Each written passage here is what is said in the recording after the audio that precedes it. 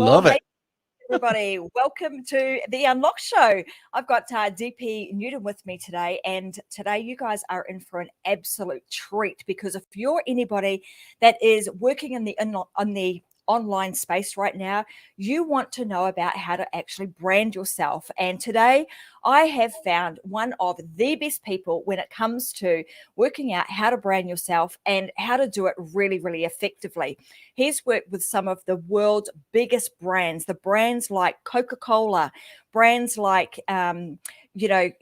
Athlete's Foot. We've got brands like ClosetMaid and a bunch of others. So DP really knows what it takes to get in behind a brand and start creating a real brand that enables people to be attracted to you. Since doing that, he's now also the author of NonFiction Brand. So I want to talk a little bit about his book because I know that you guys follow me. You've heard about my brand new book that's just recently come out.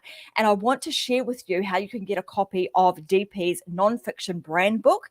And you'll be able to discover how to craft and communicate your messaging in a truly and completely on you brand, and it's the brand that you already are. So we're going to hear a lot about that today, and also how to use social media and your creativity and culture to be able to build that brand in a really, really effective way. We're going to cover things like personal branding, small business branding, and today's show is all about understanding that intersection of branding and culture. What the heck does that actually mean? We're going to be peeling back the layers and uncovering exactly what it means to understand that intersection of branding and culture. So I want to say a warm welcome to DP today. Welcome to the show. Great to have you here. Let's get stuck in and let's share with everybody. Like, I know you've got this extensive background that has enabled you to get in behind some of the biggest brands in the world. But let's distill that down to even how somebody who is like just going out on their own or is just a one-man band, how do we distill that down to somebody even like that could use these branding techniques to really create a authentic brand for themselves? Well, thank you so much for having me on your podcast, Tracy. This is wonderful. I love my Australian friends, and now I've made a new one in Brisbane. I've already got Absolutely have. I've got people in Gold Coast, Sydney, Perth already, so I'm glad to add Brisbane to the list. Well, let me put it this way. There's a brand I'm sure you've heard of called Coca-Cola. In fact, I think there was a movie with Eric Roberts called The Coca-Cola Kid about taking that to Australia. Anyway, early on in my career as a copywriter, and I am a writer by background, I worked on Coca-Cola in Atlanta, Georgia, the home of Coca-Cola. And very young copywriter, I would go in and present my TV spots, my radio spots, my outdoor boards, whatever it was. And I would present to across a table with about 5 different people, all of whom had MBAs from Stanford and Harvard and Yale here in the United States.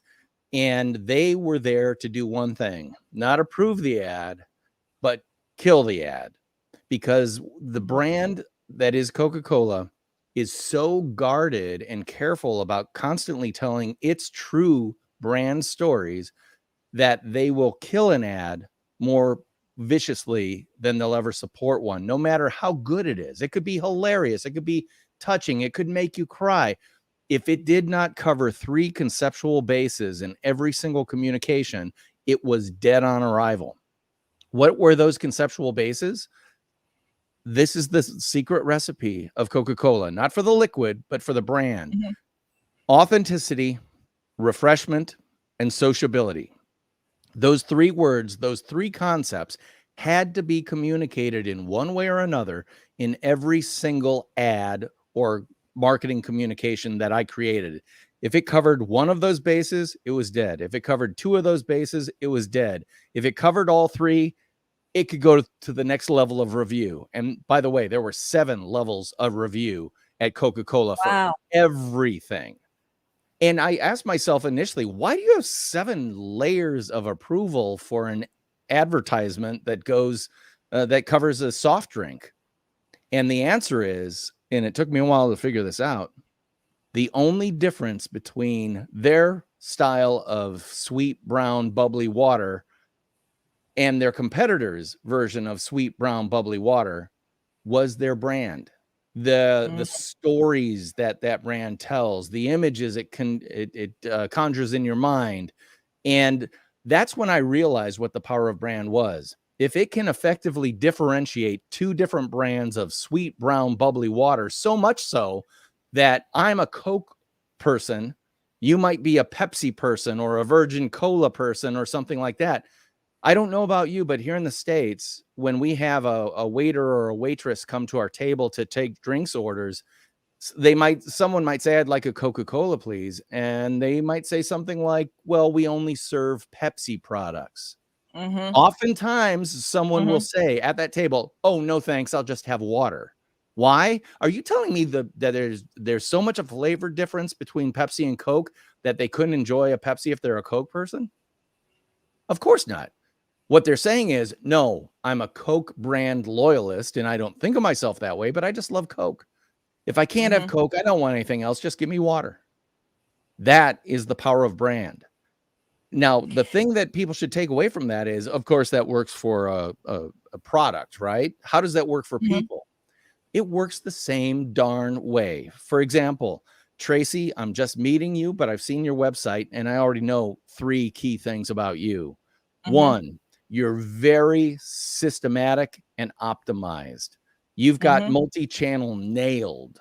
You are organizational and personable and entrepreneurial. So I can combine the organized into one. I can talk about the personable as your second, and your third is that you're entrepreneurial. So all of a sudden, am I getting you right, Tracy, by saying that you're organized, Spot you're on. personable, and you're entrepreneurial? Spot on. How did I know that? I read your website. I saw I heard your podcast. I saw everything you're doing. You are doing what Coke does, telling the same stories over and over and over, and doing the key word on personal branding. You're not telling me, you're demonstrating all these things to me. There's a difference. I can tell you all day long that I am a Romanian gymnast. I will never be a Romanian gymnast, but I will be what I truly am at my core. To be completely true to myself, I am, my 3 words, collaborative. I work with people. I make things better because I work with people. I'm creative. I cannot be on the organizational side of the fence because I'm too darn creative. I'm like a fruit fly in a grocery store, where in the fruit section, going from bananas to apples to pears to grapes. I'm all over the place all the time. But the 3rd word, and this one was the hardest one for me to come up with for myself, it was actually given to me by other people. When they would tell me, you know what you're really good at? Pissing people off. And I'm like, what does that mean? No, it's not in a bad way, but you provoke them. You make them think. And not everybody likes that. And by the way, not everybody likes me, and I'm okay with that. I am totally okay with that because I am true to myself. And the reality is, as a creative collaborator, my first 2 words, if I don't provoke you to think differently, to think more broadly, to think more deeply, I'm not doing my job, am I? I'm just taking orders and filling orders like a cook at a fast food restaurant.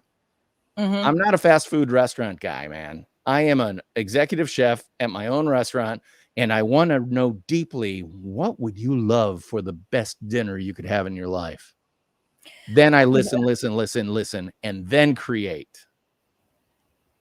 What I love about this, DP, is that, taking that Coca-Cola kind of concept and understanding, like when you broke that down into understanding what the 3 key things are that really make that brand, like they thought about what's going to make us special. How the heck can we stand apart from our competitors? And what do we come back to time after time after time? And if it doesn't meet these criteria, then it's off the promotion, board. It's just not going to get there.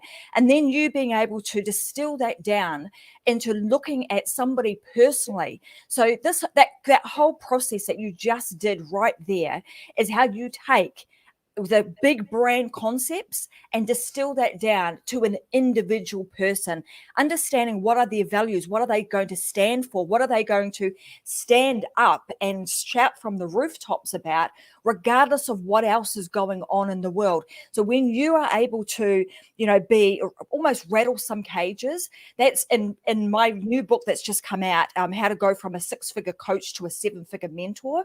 We talk a lot about you having to often rattle those cages, and you're not always going to be the cup of tea for everybody, and that's okay. That's exactly what you want to be. Just like you've described, you're either a diehard Coca-Cola a fan, or you're a Pepsi fan. You're on either side of that fence, and you will say, no, I'm not prepared to drink that brown bubbly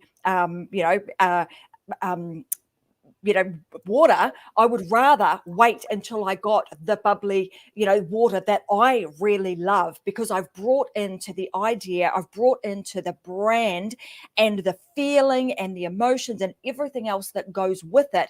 And I'm prepared to stand by that brand. So I love how you've distilled this right down to really understand, just by looking, listening, and asking the right kind of questions of people to determine what is it that they actually stand for. The other thing that I like about this is that you said you can say all day, I am something. I am a Russian gymnast. But if you're not demonstrating that, you're not a Russian gymnast. That is how you get the credibility, is by actually demonstrating and doing and being the brand. You exude that in every cell of your being, which then creates the brand around you.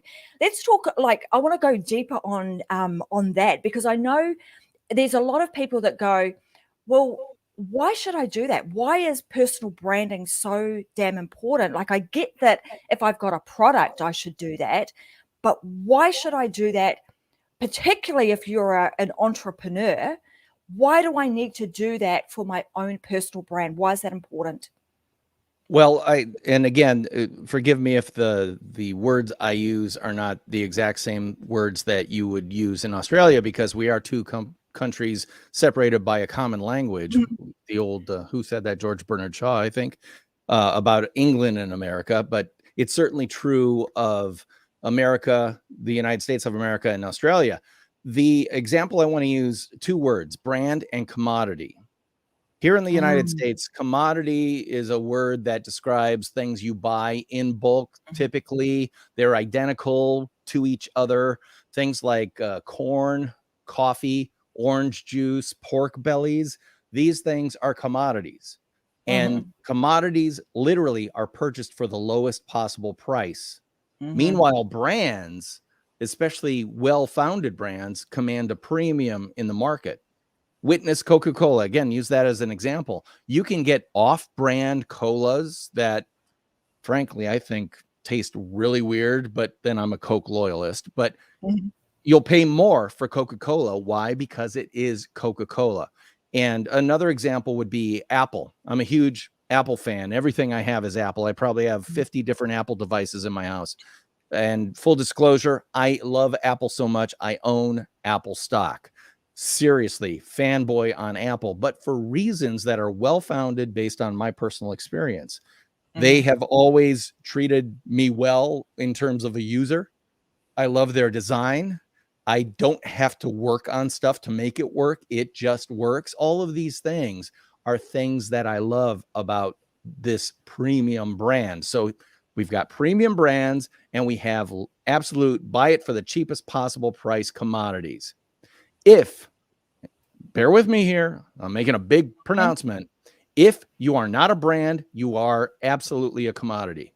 If you are a car salesman who has not branded themselves as the helpful salesman who's especially good with women, you are a commodity, and you're only as good as the worst car salesman on the lot.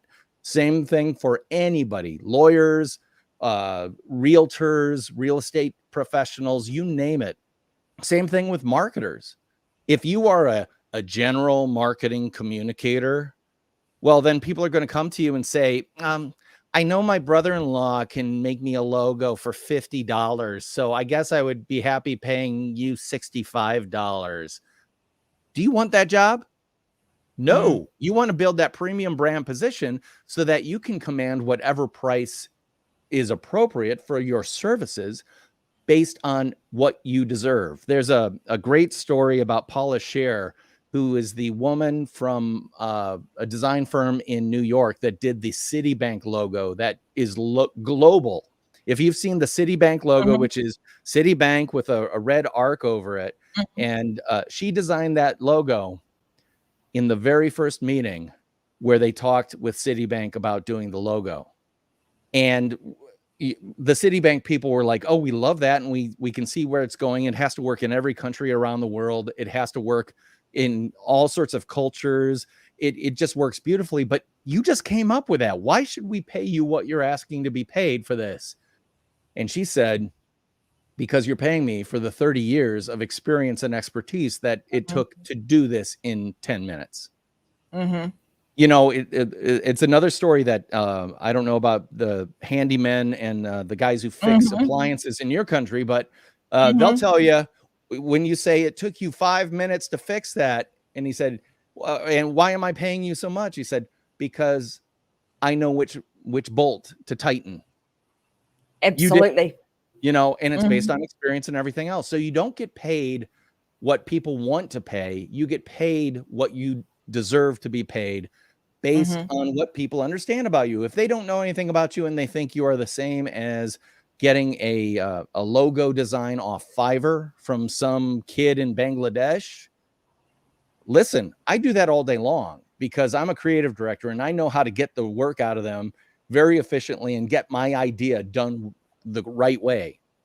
I do that because I've got the experience to communicate with them, and then I'll take that logo and make it even better before I pass it off to one of my clients. But my point is, I will go to low-cost providers because they'll give me the first draft that I can then improve upon and add my special sauce, my special mojo and magic to, and then pass that along to other people. Why? Because they are a commodity. I could have 15 different logo designers create logos. I pick the 2 that are good, plus those up, and then take them to my clients who are now delighted. How can that happen? Because I'm a premium brand who then can engage with commodities. So what are you? Are you happy being a commodity that's easily replaced by someone else just like you?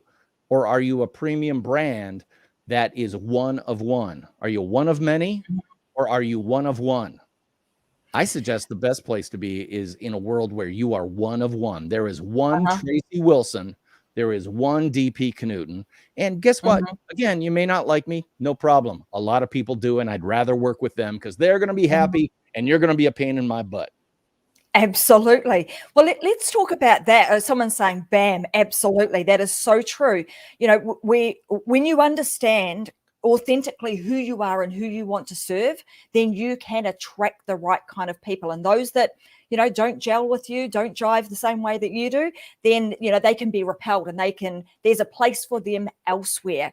So I want to talk about, you know, shifting from this commodity world, which, you know, most people, when you look around, like if you drove down the street here where I am in Southport, I'm actually on the Gold Coast, not too far from Brisbane, but, you know, you look around, that you know, concept of looking at the car dealership, I can drive down Ferry Road and look each side of the street.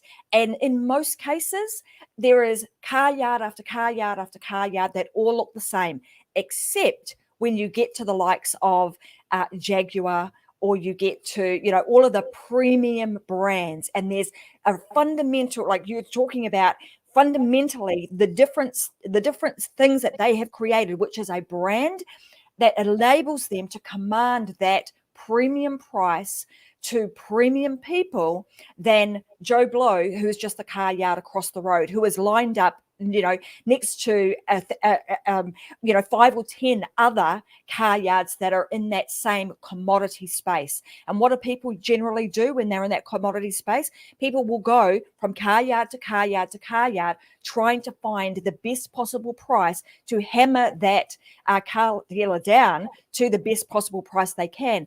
Generally speaking, you do not find that if you were to walk into, a premium Audi, a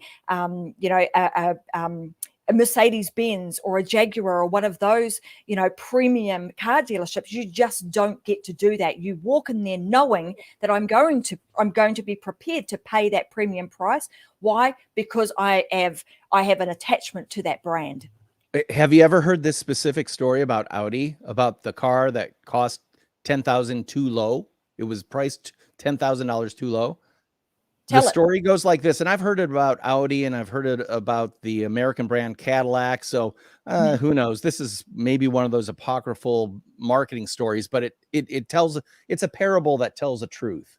And that truth is that Audi wanted to come out with an entry-level car so that people could get into Audi, the brand, easier. Because once you're in a brand, you climb that brand as you age and have more money than time, and you don't want to haggle. You just go in because I'm an Audi guy. Why do I pick Audi? Because they're sporty. They aren't the owner of the company's brand. That's Mercedes-Benz. I'm a more sporty, younger guy, so I'm going for Audi because they do all the racing in Europe, and I follow that, and it's sexier and it's more fun.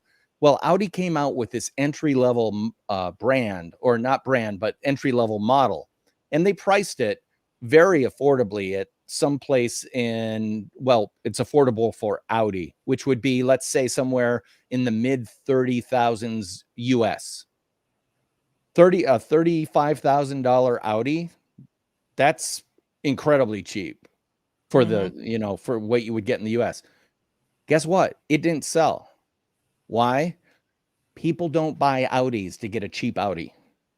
They want, when you can afford an Audi, you walk in, you don't necessarily haggle. It's not like you want to get screwed on the price, but you've reached the point where I don't have to haggle anymore. I can whip out my black American Express card and they can run it, and I walk out with the car of my dreams that I've been thinking about for 25 years as a working adult.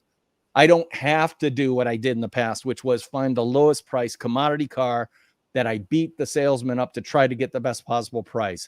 I have arrived. Audi is a signal to everybody that I have arrived. So why would I shortchange myself on that? Give me a real Audi, not the junior version of an Audi. So what should they do? And I suspect that they raised the price. Right? Yeah, well, they have to, because they raised the price $10,000. Yeah, they raised it $10,000, and then it started to sell because people had expectations of what a premium brand is and what a premium brand costs.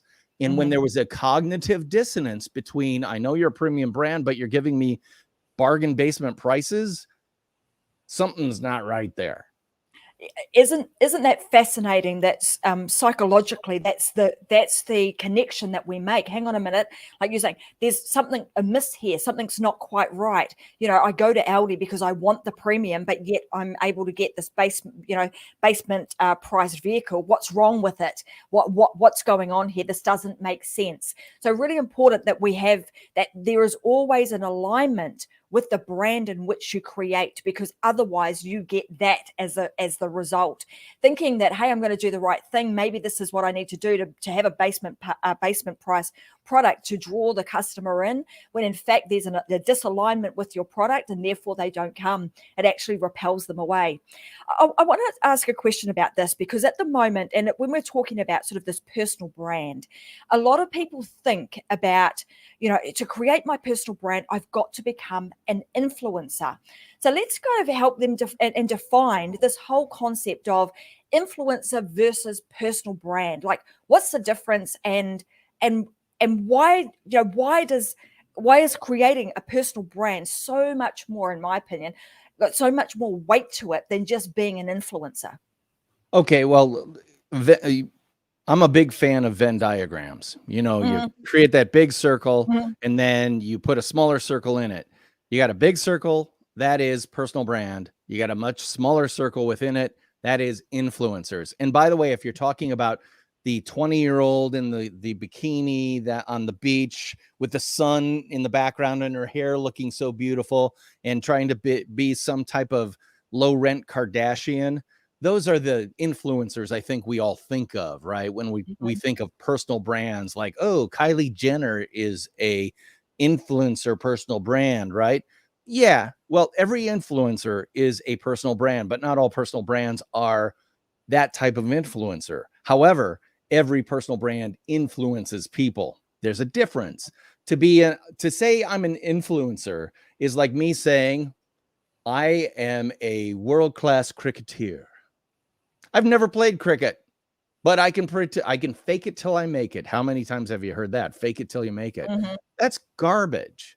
That's absolute garbage. Personal brands are not about that fake it till you make it. It's this is who I actually am, and this is totally aligned. I love the fact that you use the word alignment and aligned, because that's what it is. You align yourself with your truth, your completely true, completely you personal brand. And let me tell you a story that I include in my book, Nonfiction Brand, which looks like this.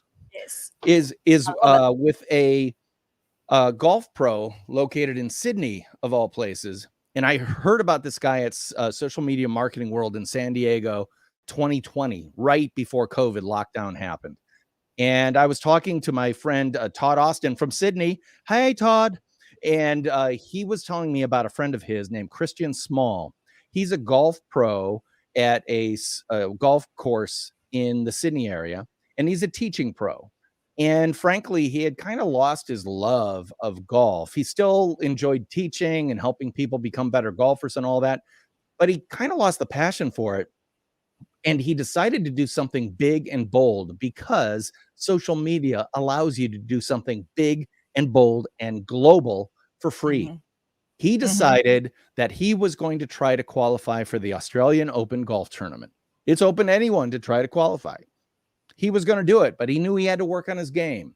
So every night for 100 consecutive days on Facebook, he would work on his game publicly. And some nights he's working on his putting. Some nights he's working on his short game. Some nights it's driving. Other nights it would be, hey guys, I just have nothing. I'm wiped out today. I'm upholding to my promise that I was going to go live every night or do a blog post every night, but I just don't feel it tonight. How authentic is that? To admit that, yeah, I'm a golf pro. I'm trying to do this, but I just can't do it. Do you know what happened? This is the coolest thing. Number one, I'll skip to the end. He tried to qualify. First day was pretty good. Second day, not so good. He didn't qualify. Pretty bad, huh? Partway through his 100-day journey, he got contacted by someone who was following him on Facebook. And he said, I've been following what you're doing. I'm so enamored of what you're doing and so inspired by it that I would like to write you a check for $10,000 and give it to the charity of your choice. And this guy followed through and did it. Someone else who was following him on that 100-day journey said, I don't have $10,000, but I have $2,000. And they donated it to the same charity. So this guy was out there putting himself out there in front of the entire world, demonstrating everything about who he is, what he does, and how he does it, bearing it all, warts and all, as we like to say in the US. And people responded to it. And all of a sudden, guess what else happened? He started getting phone calls from people who are like, hey, do you do golf lessons? I've always wanted to learn golf. And it's always intimidated me because pro golfers are all so tough and great at it. And I don't know what I'm doing, but I see that you're a regular human being and you have your doubts and your weaknesses too. And guess who responded to that most? Women. Yep. All of a sudden, women were like, oh, you're showing your vulnerable side. You aren't the toxic masculine sports hero. Instead, you're this approachable man who can teach me a game that I know could help me and my personal brand as I try to be more successful in business, because I'm sure it's the same in Australia as it is here.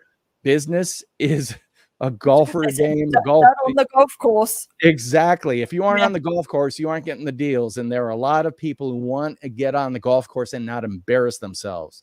So what do? They go to Christian Small and they learn how to golf. Maybe not be a pro golfer or a pro-am golfer, but they're going to be better and more confident. And they're going to be learning from someone that they've learned to like, know, and trust because he demonstrated that he's likable, knowable, and trustable via that 100-year journey. I mean, that's just a great example of somebody putting themselves out there, like you say, warts and all, and just sharing, and then that ripple effect, the showing their vulnerability, and people going, actually, I like you. I like what you're about. And I you know, there's a saying that people do business with people who are like them, not necessarily people who they like, but they would have seen something in him that was like, oh, you're like me. Yeah, I you know, grub the ball sometimes too. You know, I sometimes I show up and I don't feel like showing up. You know, so these things that we can resonate with and we can connect with other people enable us to create that connection, and then obviously business grows from that. I want to go here, DP. I want to ask around, you know, a lot of people ask the question, how much should I actually share? You know, I'm frightened. I don't know if I should be sharing this much. You know, is there a limit? Is there a point where I kind of can overstep the mark and be a, quote, oversharer? What should that look like, and what sorts of things should people be sharing that shows them, you know, in their truth, shows their vulnerability, shows their authenticity, but not take them to, you know, let's say the crazy zone? All right. Well, that's a really great question because a lot of people overshare. We know way too much about people's health problems and things like that. And I'm not suggesting that there's not a place for that, because when it comes to brands or personal brands that are literally mining the seam that is their medical history or whatever, a lot of great work is being done by people who are sharing authentically of themselves, whether they're diabetic or have Parkinson's disease or any other chronic disease. By coming out and helping other people, they are actually showing who they are, if they are authentically that. Now, I have a concept in my book I call selective authenticity. And I think it's instructive and important because I don't mind being authentic in certain areas, but other areas are no-fly zones. You do not cross it. Like, for instance, I never mention my daughter's names anywhere. Why? I'm protective of them. I'm their father. I dedicated the book to them and use their first initials. Now, anybody who wants to can figure out what their names are. It's not that hard. The Google tells everybody everything, but it's just my way of saying that's a line that I've drawn. I won't talk about them. I won't mention their names. Why? Young women have enough problems on social media already. They don't need their dad piling on, right? Other things. I'm not a big one for sports, except for one, which is the blood sport of American politics. I follow it like people follow their favorite soccer team, football team, whatever. I don't talk about it because I think you're probably aware that America's pretty divided right now when it comes to things politically. And if I was too strident one way or another, I would be effectively cutting out 40% of people who might want to engage with me. That's just not a good business strategy. So I choose not to do that. Am I denying myself and not giving out my full truth? Yeah, I'm not, because a lot of those things are mine. I get to decide what's mine, not you. I will share that one of the reasons nonfiction branding is so important and personal branding is so important is because of something I call your X years. The years where, when you look like me as he strokes his white beard, you get to the point where you're incredibly experienced, you are recognized as an expert, you're very expensive, and therefore you're expendable if you don't own the agency you work at. Happened to me twice. I don't mind sharing that very crushing story because it's illustrative of why after 25 years of working in marketing, I got off my butt and started a personal brand myself. I was the proverbial shoemaker's child. I was great at telling other people's stories and building brands for other companies and individuals and products and services. I didn't do it for myself. I was barefoot. And it did not serve me well when the cricket bat called redundancy was swung right at my forehead twice. I have a saying, if you don't own it, it's not yours. If you don't own your company, they can get rid of you anytime. It doesn't matter how good you are, because if you are the highest price on the spreadsheet, the highest cost for salaries and stuff, if the agency loses a big client, they're going to look, we get rid of one of him and we get to keep 4 of them. We're going to keep the 4, get rid of the 1. Absolutely. It's that So transition from being a commodity, right? Because even when you're working for somebody else, you are that commodity. You're dispensable. They can, like you say, look at the balance sheet. You know, that DP, sorry, it's your day. You're out of here today because I can keep 5 Tracys to one of you. So therefore, you know, what are we going to do? I'm always going to do that because I'm looking at my bottom line. Yeah. Well, and also the businesses have a really hard time putting a value on wisdom. They're really good at understanding why sales guys can be jerks. And as long as they're bringing in new clients and stuff, we'll keep them. They don't understand the wisdom of, no, get rid of the toxic sales guy because everybody else will work better if that toxic salesperson's gone. Yeah, but they bring in a ton of new clients. We can get better people to get those clients. We don't need a toxic pill that's killing the rest of this organization. That's the voice of wisdom. Many businesses don't value wisdom. Wisdom is attained over years, not classes or certifications. It happens when you've got intelligent people who are constantly scanning the horizon, watching, absorbing, learning, and then take all that stuff and apply it to the challenges of a business.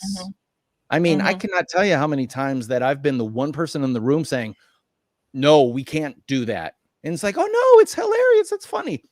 Okay. Let me tell you a story. This actually happened here in the United States. We have Veterans Day, which is a big day. It's like Memorial Days or the Days of Remembrances, where you actually memorialize or support the armed forces of the nation, right?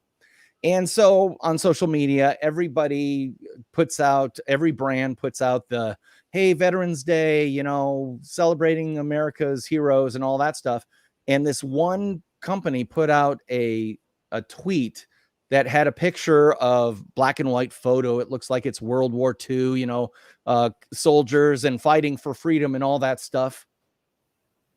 And the person who picked the photo didn't know enough about history or the helmets worn by the combatants. And so they put in German SS troops celebrating the American soldiers that, you know, invaded at Normandy. What a huge embarrassment. Had there been one wiser person in the room who knew something about history, they would have killed that idea. And doesn't matter how many people loved it, that's dead. And here are the reasons why. No harm, no foul, but learn from this. You know, I mean, and that all comes back, I think, you know, here comes my organizational piece, DP, you kind of, you know, summed me up. But, you know, when we're looking at creating this brand, and like you say, you know, there's 3 core things that Coca-Cola and every brand really come back to, and then creating boundaries that sit around those, like what will I talk about, what won't I talk about, and then actually having a process where you can bring to the table the thing that you are going to be putting out on social. So for example, you know, I do this show live. Why do I do a show live? Because you can, in my opinion, when you're doing a show live, you cannot be anything but authentic. You cannot lie in here. You will be found out, because it will come out at some time naturally in your show when you are doing it live. it is going to rear its ugly head. So best you show up, be the authentic person that you are, and be, truthful in doing so. That is why I actually do a show called Unlocked, and I do it live so that it is truly unlocked. There's nothing hidden. I don't edit anything out. If we make a boo-boo, so what? Too bad, so sad. That's okay. But having those planning, understanding what it is that you are actually creating. What do you want? So when from a personal brand standpoint, what do you want to stand for? What are you prepared to show up for and stand up for? And are you going to continue to do that even when the narrative might be against you? Are you going to continue to stand up for what you truly believe in? And I think that's why I do this particular show live in the way that I do it. But once you create those, what I would call pillars, and then the boundaries that sit around those, and then you have a process of, let's take a look at this through the eyes of what I'm wanting to create, through this lens of authenticity with boundaries. What's in and what's out becomes really, really, it becomes an easy process to do because it's very clear. And that had they implemented, or had they had this process that you speak of, they would have known that, hang on a minute, we're going to have a major issue with this, because that is not the message that we want to send. And it's not just what we say. It's the way we make people feel. It's the imageries that we're using. It's the colors that we use. All of those sorts of things come together to create this cohesive, on brand, which we hear about a lot, on brand that can be authentic at every stage of the process. In your book, you talk about, it being, non-fiction branding. Can you explain, when you talk about, non-fiction compared to fictional branding, what's the difference, and when are they applied?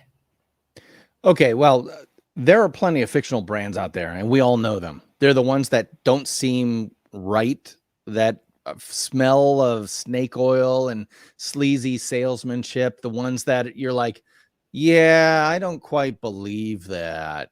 And then there are brands that are incredibly authentic, genuine, and true to who they are, what they do, and how they do it. I'm trying to think of a brand that may cross the Pacific so that we're talking about the same thing. Are you aware of the sportswear company Patagonia? It's they do Yes. high end. Yeah, they do high end Yes. outdoor wear, polar fleece, and Mhm. climbing gear, all that stuff. It was created by a self-described Yosemite dirtbag climber named Yvon Chouinard. And he Mhm. was an old school climber in the Yosemite Valley in California. And he became a blacksmith so he could create his own pitons for use while climbing, because America did not have a big, deep, rich climbing history. So he had to make his own. And then he started making other stuff, and he started making clothing. And now all of a sudden he's basically a multimillionaire, if not even close to billionaire. And that company is so aligned, and they are so true. They are a nonfiction brand because everything they do is true to who they are and their founding principles. They are Mhm. truly a nonfiction brand. Now, there are other brands that are what I would call fictional. And a lot of those fictional brands are based or associated with pop music figures or popular cultural figures. Come on. Mhm. Let me just pick on the Kardashians, because I think Mhm. everybody knows the Kardashians. Okay, yeah, they look at some fabric swatches that other people have done. Yeah, they smell some fragrances that other people have created, and they say, I like that one, and I like that one. And then they put their name on it, and Mhm. people go out and buy it. There is nothing authentic about the family Kardashian. I'm just sorry. The only thing they are authentic about is being authentically entertaining to a certain segment of the audience. Mhm. Serious. Just bringing the hot tea for you. It's Mhm. true. Meanwhile, you look at a star. I'm trying again. Okay, Tom Hanks, the American movie star, who's been obviously down in Australia Mhm. recently, fairly recently, and he is known as the nicest man in Hollywood for a reason, because he is, Mhm. and you can smell it on screen that he's a decent human being. The few times where he's tried to play a character that was more of a rogue, it didn't work very well. Why? Because the audience went, nah, you can tell he's a good guy. You know, when you think about how good he was in Forrest Gump, you totally believed that he was this intellectually challenged individual, but who still had this emotional heart because he as an actor does. There are very few actors who can be fictional characters. You know, I mean, there has to be something nonfiction about that character when it comes to who they are, what they do, and how they do it.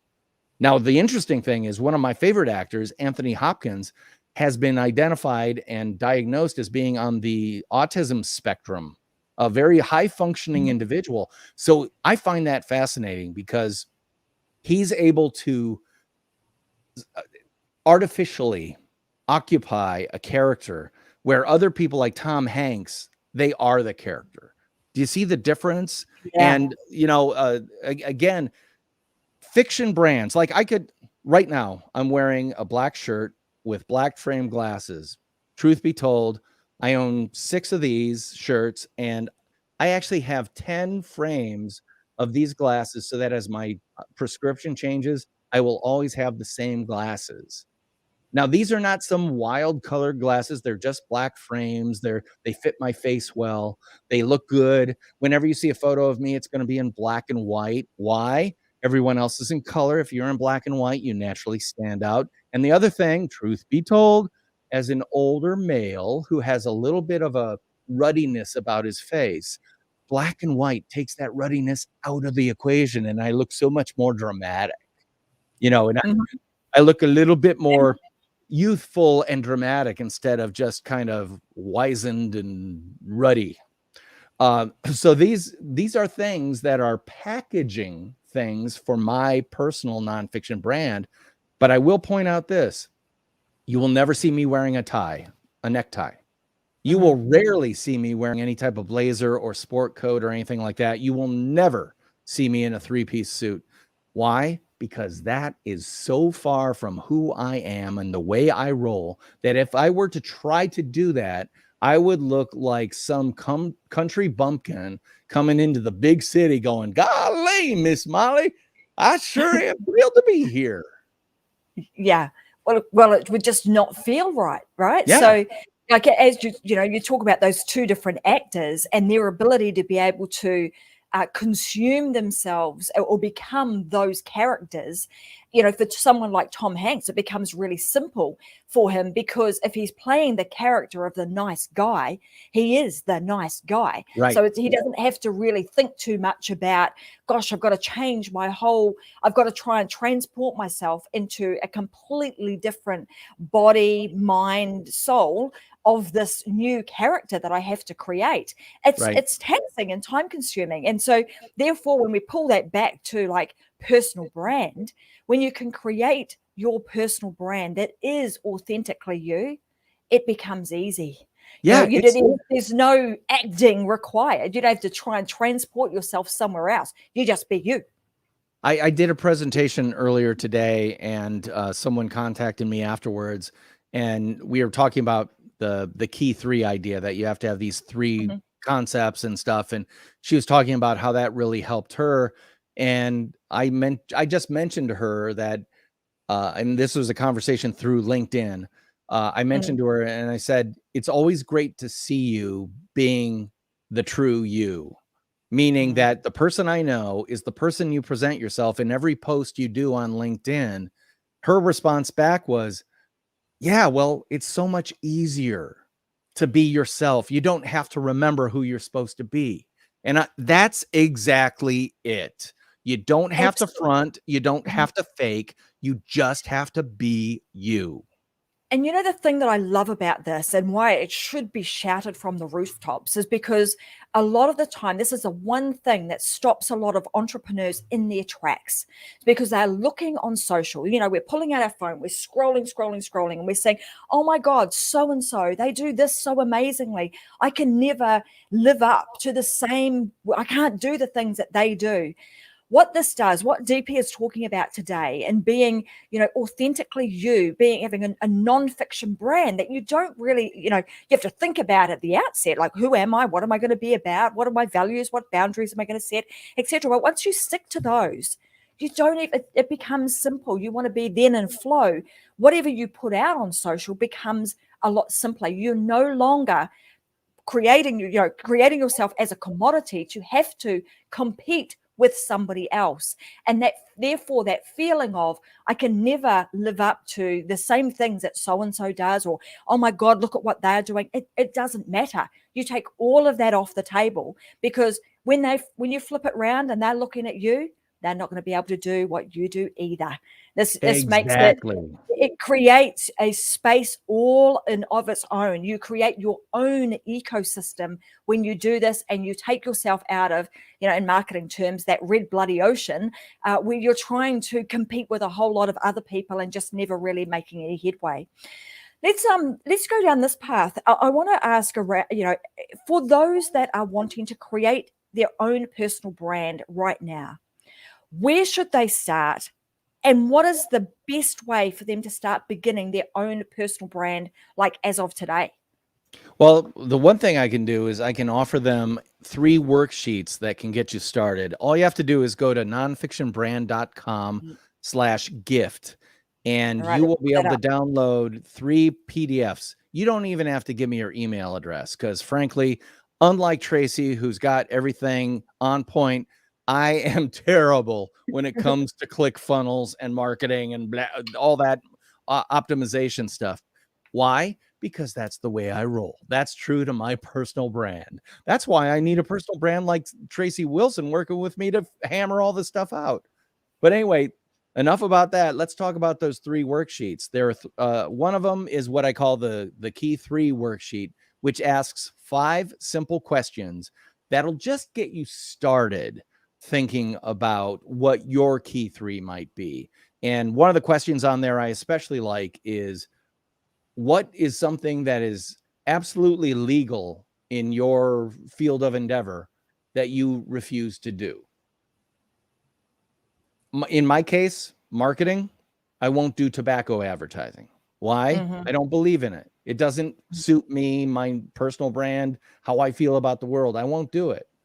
Why ask that question when defining your personal brand? Because what you won't do, don't do, often defines you better than what you do. I won't do that is a way of saying there's a boundary there I do not cross. Great.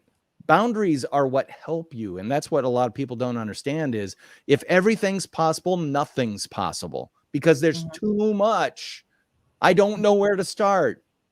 Every painter starts on a canvas with parameters. It's got edges. You can do anything inside this canvas. And then you've got a limited number of colors on your palette. You can do anything on that limited canvas with those limited colors. And then you start getting really creative and go, yeah, well, I wonder, can I use dirt? I could probably pick some grime off the ground and throw it on there. Well, I found some trash. Let's do that. All of a sudden you're getting very creative because you have parameters. So that's one of the key things, is embrace parameters. They are your friend. Like you mentioned, if you know who you are and you have your key 3 figured out, what am I going to post today? Well, in my case, I'm going to find something that is collaborative, meaning I'm working with people to teach them something new, or maybe it's a quiz where I ask them a question, they respond. So there's collaboration going on there. It's always about something creative. I'm not going to put up any new metrics or anything like that. That's not what I do. It's just wrong. And then it's got to be provocative. I'm not one of those people where it has to be naturally contrarian to the popular opinion, but it's so funny how many of my opinions run counter to the popular opinion. So it's easy for me to say, everyone's saying this thing is great. I think it's not, and here are the reasons why. And the reasons why are then the provocation, the provoking. I'm getting you to think, do you agree with me? Do you not agree with me? The best thing you can do with me is start a conversation in the comments, which I call comment marketing. You're marketing yourself via your comments, and you take issue with something I said. because then we can have an interesting ferment. And by the way, you might convince me I'm wrong. And I will have learned something, which is a key part of me and my personal brand. Oh, what you mean a world where we're able to have difference of opinions, and we're actually able to have a conversation about that and debate and maybe even change our opinion on a particular subject, right? Oh, yeah. Yeah. I mean, that is what we should be doing, because we don't want a cookie cutter approach where everybody has to do the same thing. I mean, what a boring place that would be.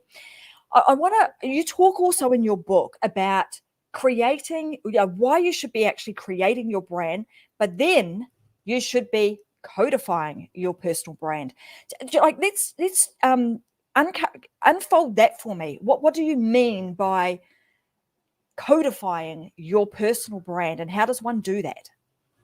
Well, if you think about it, okay, so I like to use the example from United States history, but it's very similar to any history, any modern history.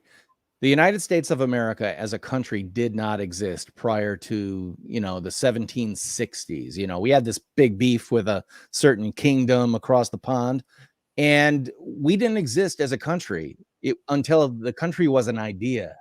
But the idea was like a cloud that circled around and everyone was trying to grab onto and nail down. Nobody could, until they codified it into written documents. And here in the United States, we have three key founding documents. The initial one, the Declaration of Independence, telling King George to go fly a kite. The second one, which was the Constitution of the United States, that outlined the basic structure of our government. And the big third one was the Bill of Rights, which is saying, by the way, we thought we spelled it out pretty good in the second document, but we didn't codify it. So now we're going to have to codify it into a third document that says you have things like freedom of the press, freedom of religion, freedom of assembly, freedom of this, that, and the other thing. It enumerates what those freedoms are. So now the United States of America has a brand founded on documents. And those documents are so important. We have a tricameral government, or three parts. We've got the executive, the legislative, and the judicial. The highest court of our land is the Supreme Court of the United States of America. Know what they are?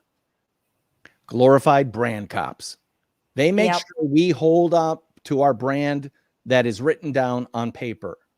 And the questions they answer are not, is it gray? No, is it black and white? Yes, no. Are we on brand? Are we off brand? Every good marketer does that all the time. I like it, but it's kind of off brand. And every marketer knows what off brand means, which is not for us, because it doesn't fit our brand, which has been codified. So even an individual, why can I very easily say my key three are collaborative, creative, and provocative? Because I've written them down. Why do I know the no-fly zones for what I will and won't do? Because I've written them down. Why have I gone through the trouble of understanding deeply the first principle concepts of who I am? One of my key three could be, I'm a writer. No, I'm not a writer. Writing is a tool I use for what I really am, which is creative. You got to go back to the first principle. Like, if you're a graphic designer, you can say, well, I'm an artist. No, you're not. Well, you might be, because there are graphic designers who are truly artists. But for most of the graphic designers who work in advertising and marketing, they are communicators, visual communicators. And so all of a sudden, how is a graphic designer different than me? Well, I'm a creative, they're a creative, but they're a visually oriented creator. So they always post things that are visual.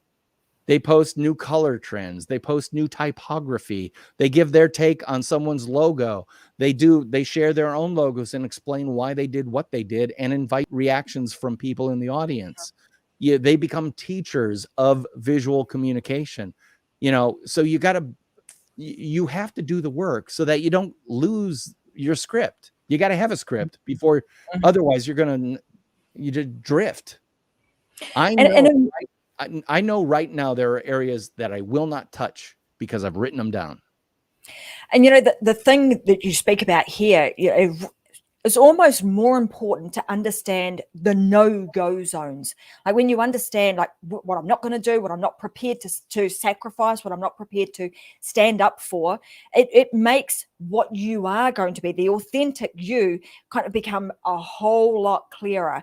And, you know, writing this stuff down, which you typically would see in a set of brand guidelines, right? So typically we would see this stuff written down in business plan, in a set of brand guidelines that you then can come back to on the regular. I mean, they talk about that being a living document, and under normal circumstances, you know, when we talk about a living document, that's the sort of thing that can be changed. In this case, it's like I mean, the Declaration of Independence, the Constitution, the Bill of Rights, they're all like stamped, sealed, delivered. They are what they are. And that's what we're saying about this is once you set your brand parameters, your brand guidelines, your who the heck are you? What are you going to stand for? They are what they are. They're in stone, and you then create the no-go zones sitting around that, which become your parameters, your boundaries, where you won't go. Right. And make no mistake, this does not hinder you from pivoting. Like if you have to pivot, like let's say that you started out and you were a teacher and you love teaching, but then you have an opportunity to become an administrator within a school district or something like that. Are you now suddenly moving your brand, your personal brand? No, you're just pivoting. Because here's the thing, when you create a nonfiction brand that is truly first principle oriented, it is nothing more than an axle that has a tip that goes into the ground, and you can turn 360 degrees, but you don't move laterally because you are founded. So creative, collaborative, provocative. Does that mean I can't become a teacher? No, it means I better be a creative, collaborative, and provocative teacher.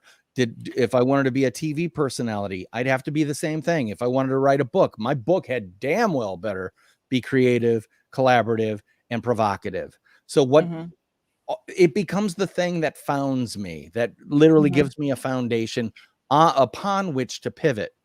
Because if you've ever seen a top, you know, the child's toy, that pivot, it goes all over the place really, really fast. And yet it's stable in one place until it runs out of speed and then starts rotating and falls apart. Once the discipline is gone, it goes all over the place. Yeah.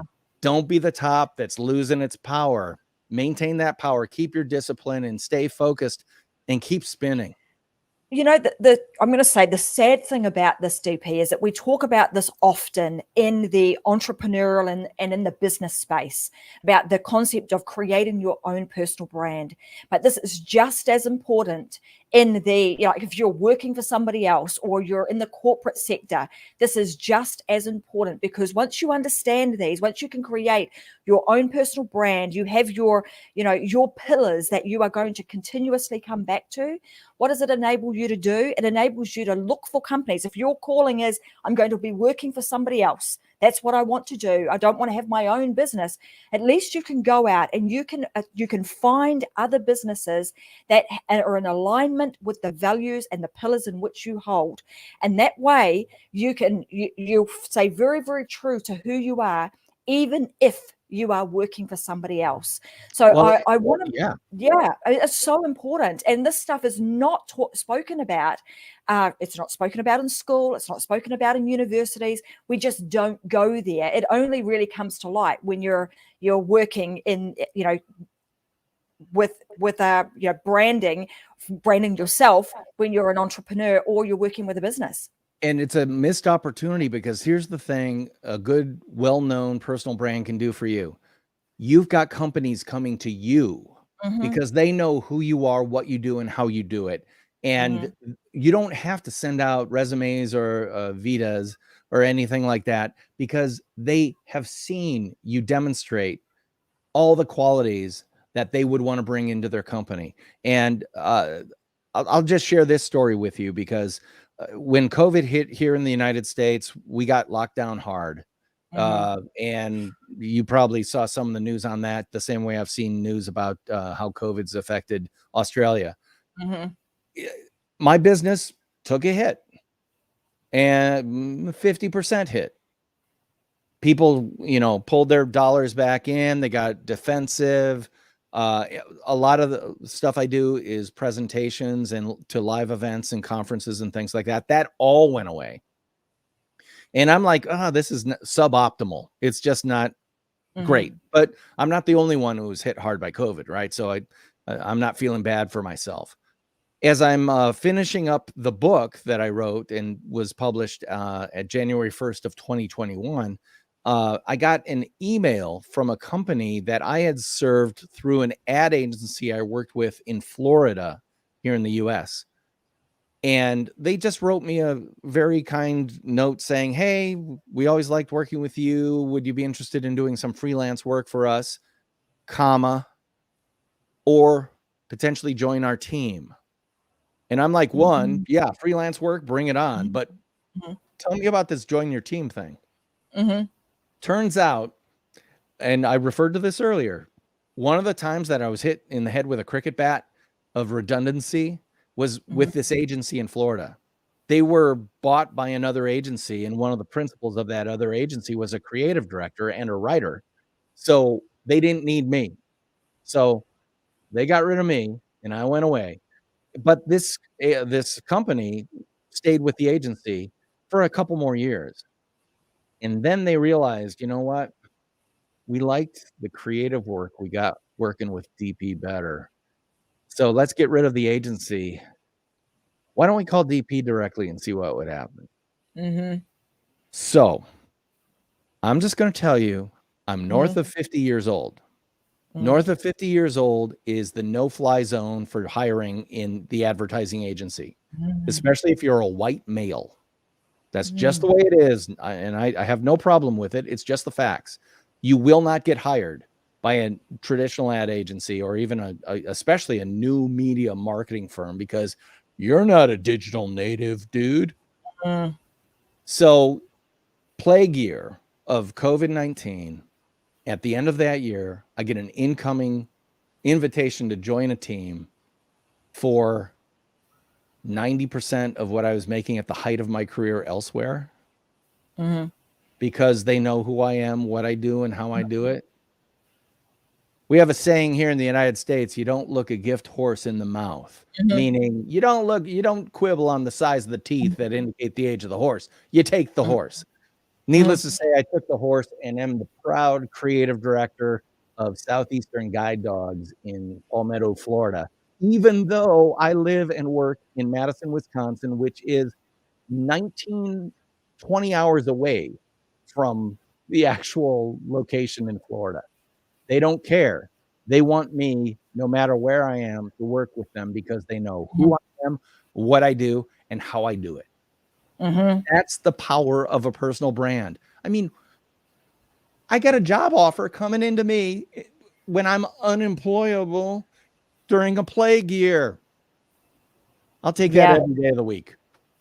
Absolutely. Well, there you go. That's the proof in the pudding, right? It's like you're out there, you're doing it. They can actually see that you're demonstrating exactly what it is that they need. And it puts you in the driver's seat. I mean, people are going to come to you rather than you having to, go around and put in your resume. I mean, my husband is employing people at the moment, and I don't know, he had got something like 500 applications for one job, and they're having to put their best foot forward in the hope. And on the flip side of that, they hope that what the person says in their resume and their interview is actually legit.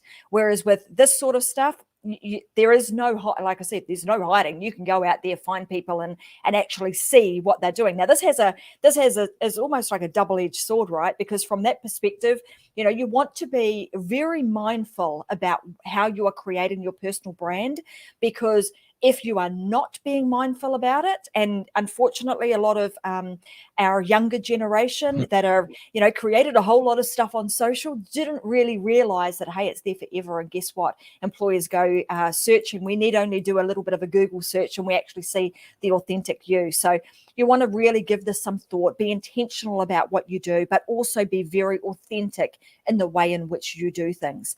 So I want to wrap up today. This is such an interesting topic, and I could talk for hours and hours and hours on it, as I'm sure DP could too. Oh, And yeah. I want to make sure that you guys, because it is such an interesting topic, and it is a topic that I think we need to be taking extremely seriously. Like I said, we started out this conversation talking about this from a business perspective, but how important it is for anybody to be creating their own personal brand, giving this some real thought and making sure that you maintain your alignment with it as you move forward in life, because it really will pay dividends for you, not just in financial terms, but also in the way in which you feel, because you will remain in alignment with that for years to come. So before we wrap up today, let's tell them about where they can get a copy of your book, because in that book, you do delve deep into all of these aspects, helping people to really create this nonfiction brand that is truly and authentically them. Where can they get a copy of that book, DP? Where's the best place to go? Well, all I got to say is Amazon. And yep, it's on amazon.com.au. Just look up, I'm looking it up right now just to make sure that it comes up. Nonfiction brand, does it come up straight? Yep. The very first thing you enter nonfiction brand, you'll see it in there. It's available as both Kindle download or as a soft cover book. And let me give you a brand tip. Always get the book version, because then it becomes a perennial reminder of who someone is. And let me give you an example. A friend of mine took 2 years to get on my podcast because they were always busy and stuff. I kept hassling them because I had their book on my desk. It was a continual ping on the radar screen. Don't forget, get Allison on the podcast, get Allison on the podcast. And guess what? I got Allison on the podcast. So get the softcover book or the Kindle, whichever you prefer. But I would love to connect with your audience in any way possible. You can find me at nonfictionbrand.com. And that's a whole lot easier than trying to spell my last name. Beautiful. So nonfictionbrand.com, guys, is where you can go. Let me just pop that up on the screen too. Let me get rid of that. And I'll just do this. And boom, here we go. So nonfictionbrand.com is the place that you need to go to connect with DP and get some more information from him. Today, he has shared so much of his wisdom and his insight and his experience working with some major brands. And we've today distilled this down into how you can create your own personal brand. There are some specific actions that he's asked you to take today. One is to head on over to nonfictionbrand.com/gift. That's where you can get a copy of the 3 documents that he has spoken about today, so that you can start preparing and planning and creating your own personal brand with intention. Make sure you go and download those, and go ahead and get a copy of the book. So go to amazon.com, which is also available here in Australia, as he's just said, and get yourself a copy of Nonfiction Brand, the book, and have a good read of that, because that's really going to help guide you through how to create your truly authentic brand. So I want to say thank you very, very much for your time today, DP. It's been fantastic. I knew this would be a great conversation. I read your bio. You and I have connected previously, and I've seen, all the wonderful things that you're doing. I knew that this was going to be a really good conversation, sharing some really good insights and value to our audience. I want to thank you very, very much for your time and for being here. And I hope that we will someday be able to have you back on the Unlock Show, and we will unlock some more goodies as it pertains to creating your own personal brand, and also a brand for your company. So we might go a little bit deeper into that. We'll unpackage the book in a little bit more detail for everybody too. But thank you very much for your time today. I appreciate it. Oh, thank you so much for having me on, Tracy, and good luck to everybody out there creating your personal brands. That's opportunity on the table. All you got to do is pick it up and start using it, and you will see things start working for you. Fantastic. Thanks, everybody. I'll see you back on another episode of The Unlock Show next Wednesday, 10 a.m. Brisbane time. But bye for now.